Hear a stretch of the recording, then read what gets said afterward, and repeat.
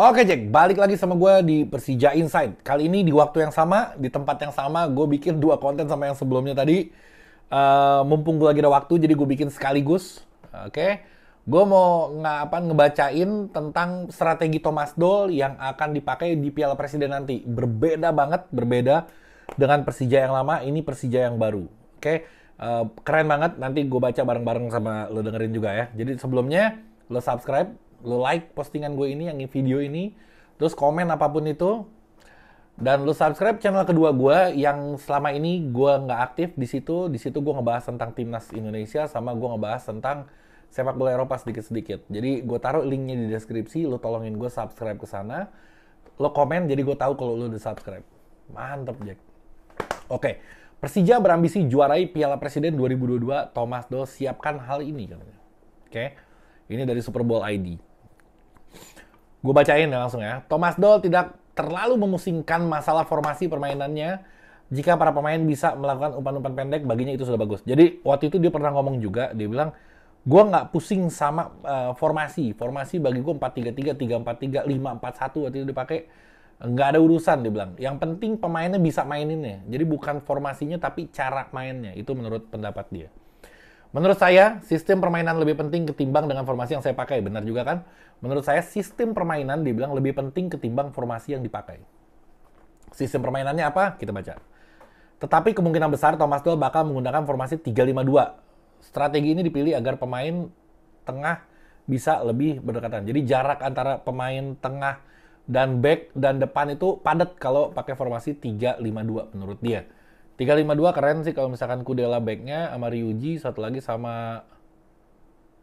Ya keren lah, 3 mah pasti bagus aja udah. Cuman 5 sayap 5 tengahnya itu sayap kanan kirinya itu jadi wingback, bukan sayap doang tapi dia jadi wingback maju turun. Sebenarnya paling capek posisi itu wingback. Fullback itu paling capek itu karena dia mesti bertahan dan dia mesti menyerang dan dia mesti bertahan di tengah juga. Capek banget.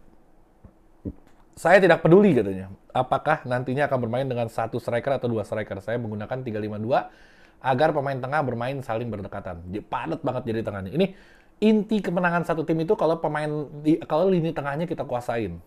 Itu udah syarat mutlak di sepak bola tuh gitu. Lo mau kuasain jalannya pertandingan, ya lo kuasain lini tengah. Gitu. Oke, kita lanjut. Jelang menghadapi ajang Piala Presiden, Thomas mengaku cukup yakin untuk mendapatkan hasil maksimal. Tetapi Thomas tidak mau memaksakan kondisi para pemainnya, khususnya Andre Tani. Andre Tani lagi cedera pinggang bawah, dia ada otot, bukan saraf, tapi ototnya. Kemarin gue pikir saraf kejepit, ternyata enggak, ototnya yang bermasalah. Jadi aman insya Allah. Saat ini Andre Tani tengah dalam kondisi yang kurang baik karena mengalami cedera otot pinggang bawah. Saat ini kami tidak mau mengambil resiko. Jadi Andre Tani sekarang masih dengan tim fisioterapi. Kami lakukan selangkah demi selangkah dan saya harap secepatnya bisa bergabung kembali dengan tim. Jadi Andre Tani latihan terpisah. Sementara Andre Tani mengaku para pemain Persija perlu melakukan adaptasi setelah 2 tahun di masa pandemi. Oke. Yang pasti akan ada adaptasi ulang bagi kami setelah pandemi 2 tahun, ujar Andre Tani. Gue lanjutin. Oke. Sebentar. Menurut pelatih asal Jerman, kelemahan Persija musim lalu adalah sering memainkan bola-bola panjang. Long ball. Memang capek banget gue. Udah, pertama umpannya nggak akurat. Yang kedua, kontrol bolanya berantakan. Jadi udah kayak main bocah SD. Main tendang sana tendang nggak jelas. Itu Thomas Doll nggak suka gaya main kayak gitu. Jerman. Karena itulah Thomas berharap kini para pemain bisa lebih mengandalkan umpan-umpan pendek. Tiki taka. Itu yang diharapkan Thomas Doll. Tapi dia sempat ngeluh juga waktu itu. Gue pengen permainan gue tiki taka, dia bilang, umpan-umpan pendek. Tapi Persija, para pemainnya, dia bilang, masih lemah dalam kontrol bola dan passing. Malu-maluin. Saya melihat Persija di musim lalu banyak memainkan bola-bola panjang, ujar Thomas Doll. Dalam sistem saya, pemain harus bisa melakukan banyak operan pendek dengan nyaman dan kalau bisa melakukan pressing juga. Barcelona habis waktu eranya Guardiola ya. Thomas berharap dengan strategi bola bawah, para pemain bisa melakukan permainan offensive football sehingga mendapatkan peluang lebih banyak. Persija jangan main umpan, kenapa? Karena strikernya pendek-pendek. Kecuali kalau si Jan David Bagel gabung. Itu umpan aja udah. Hampir 2 meter tingginya. Bisa disundul sama dia. Thomas berharap dengan strategi bola bawah, para pemainnya bisa melakukan pemain offensive football dan benar lebih banyak. Selain itu, saya ingin mereka bisa bermain lebih baik dengan bola bawah maupun bola atas. Saya berharap dengan sistem ini, kami bisa memainkan offensive football yang membuat banyak peluang di area kotak penalti. Imbuhnya, kata dia. Oke, menurut pelatih berusia 56 tahun itu, sistem permainan adalah yang paling penting untuk mendapatkan hasil terbaik.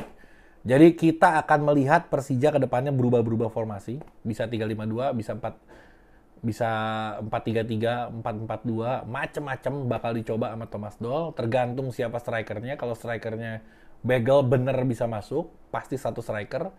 Dan gantung di depan, main sayap. Kalau strikernya kayak yang sekarang, ya pendek-pendek pasti main bolanya ke tengah lagi. Bahkan kemarin Rico Simanjuntak sampai mepet ke tengah dia. Jadi kita akan melihat Persija yang baru, bukan Persija yang lama. Ini gue yakin banget.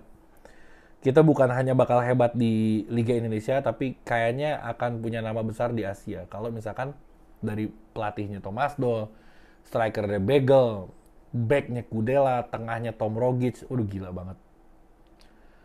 Gila banget, oke? Jadi itu yang bisa gue sampaikan sementara. Lo tonton video-video gue yang lain, subscribe juga, terus subscribe juga channel gue yang selama ini mati suri, gue mau hidupin lagi.